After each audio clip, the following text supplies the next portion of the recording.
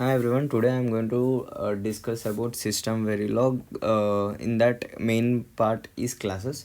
So classes are as important as every other function which are present in the system verilog. So generally we use system verilog for building the test benches and everything. So class. So these classes we might be most familiar while coding in Java, Python, or all other languages. Similar to those languages, these classes hold the concepts of OOP. So basically OOP, you might be knowing that object oriented programming. So basically these classes can perform all the functions the OOP functions can perform, like the inheritance, polymorphism, encapsulation, and there are something which are related to the memory allocation and casting, and these come into actual usage when we are using UVM. So when we go for UVM, there might be usage of the packages, classes, factory settings, factory parameters. So during that time, these classes will come into a better picture, and these are all the functions that we could do with the classes.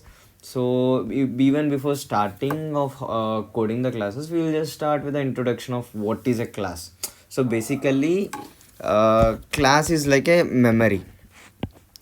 You can call it like a function which can have anything, like it can have variables inside, functions inside, constructors inside, or this class itself can be inherited from some other class. So all these things can be done inside a class. So inside the class we can create objects. Okay, and inside the class we can use the constructors, also methods, we can write the methods, and we can derive the methods from other classes. So there are many possible things we can do inside a class, and there are things we could be covering later on, like, and there is a most important concept called as inheritance. Okay, we will be seeing that in the near future. So right now we will go ahead with what is the class and how can we use it, and what are the tweaking parameters we can use inside a class. And you might be thinking that is the class required to be inside a module? So you might be having module and module. So do we need to keep the class inside the module? No, we keep the classes outside the module. Class and end class, these we can declare outside the module, and can instantiate this corresponding class inside the module. Those instantiations can be done inside the module. Okay, now we'll directly switch to the place where we code this stuff.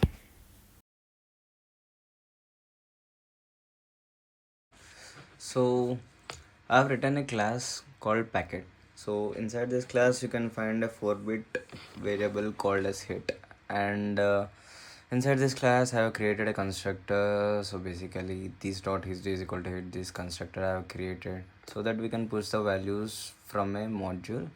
And I have created a function called as display, which basically that displays the same value of hit inside this class.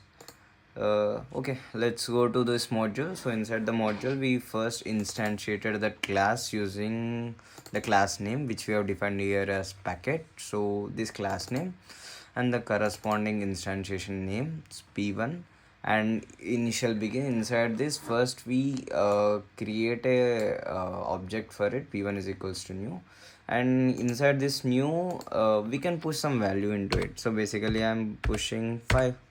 Okay, so, and then what I'm trying to do, I'm trying to display the same thing using the function which I have created inside the class. So basically let's run it and check. So according to our estimation, the value we should be getting is 5, because we are pushing 5 here. So it's 5. For suppose we are not putting any value here, it's just like we are leaving it for the default. Let's check what will happen now. So if we keep for the default, whatever the value we have defined inside this constructor will be reflected. So basically the 4 will be reflected.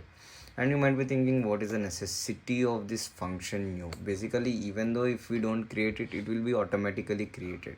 So the necessity of this comes in where if you want to push some values through this object directly rather than assigning it. So basically last time I did like 4, I have pushed value 5 through this.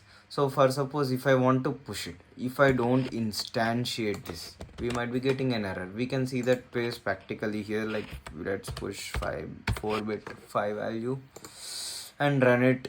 it should throw error because we haven't created a space for it to throw that in push that value, so it is throwing an error. So what do we do now? How to instantiate in this kind of situation? We just, rather than instantiating here, we call the corresponding variable from that function or from that class and assign the value individually rather than pushing it to the constructor or object. Let's see here, you are able to push the value directly. So instead of doing this dot operation and pushing it, we can directly push through the object by writing this function. So that is the use of this function. And then for suppose we don't need to do this every time because this has a better encapsulation, so we can dynamically change this value, and then we could have some default value by using this, or we can just set some default value by like this also. Like we can set a default value here and we can just print it. Let's check this also. This works. Let's see, we should be getting the value as 4 now. Yes.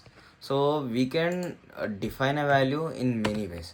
So but the actual, like traditional or whatever you call it, like the proper way of doing it is writing a function for it and defining the corresponding variable, so that whenever we get into a complex situation of inheriting the classes or pushing through different classes, this way will be pretty helpful, where you could use here instantiation, or you could instantiate multiple classes at the same time.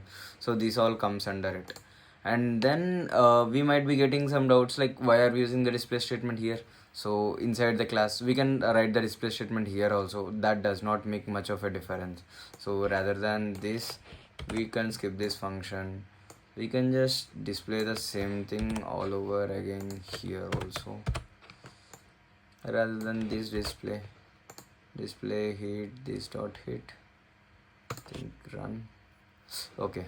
So here we should not use this, because the this and super, these two keywords can only be used inside a class. Okay, keep that in mind. So this p1 is an instantiation of the class, so we are using that to print that value. So here we are able to get that value, and let's suppose take whether we'll get in this way or not. Let's keep 5 and run it again. So basically when we are pushing this value, there is a function which can take the value, so we should be getting 5. Yes, we got 5. So we can display either here or there. But when you think about it practically, for suppose here it is like 4 bits, so inside the function it was 4 bits. For suppose for new project you keep it as a 2 bits, so every single time based on the class you need to change the number of bits here also. So like whatever the instantiation or you are providing, so you need to change all those display statement based on it. So here this format might be need to changes, it needs some changes, it can be different format. So for this purpose it's better to use the display statement inside the class.